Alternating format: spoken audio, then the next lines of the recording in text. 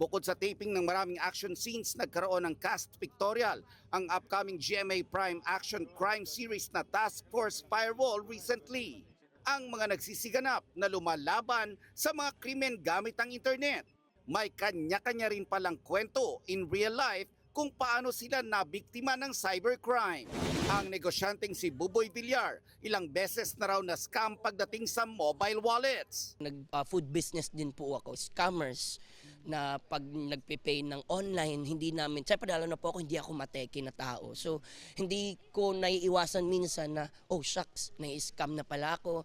Ang mapanirang side naman ng internet, ang bumiktima kay Kapuso star Lexie Gonzalez. Not just the bashing, but fake news, fake rumors, anything na people believe would drag me down.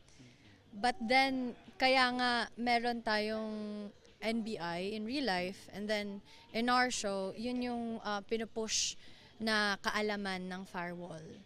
Si Kailin Alcantara naman, warns of links na ipinapadala ng mga kawatan sa ating mga email at phone messages. May time na may naklik akong email, tapos may link.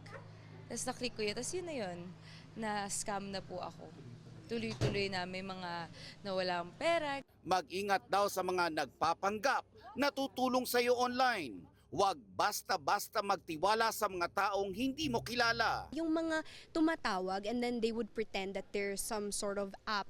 Tapos sasabihin nila na parang may gustong mag-hack nung account mo. And then magugulat ka na lang na parang hihingan ka na ng OTP. So if you're smart enough, you have to be smart enough to discern na parang, oh, humingi na sa akin ng OTP, hindi tama to.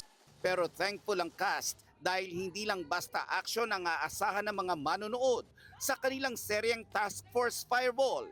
Magtuturo din daw ito kung paano lalabanan, iiwasan at kung sino ang dapat lapitan kapag nabiktima ng mga cybercrimes. I'm really happy to be part of a show that tackles that and i-educate yung mga tao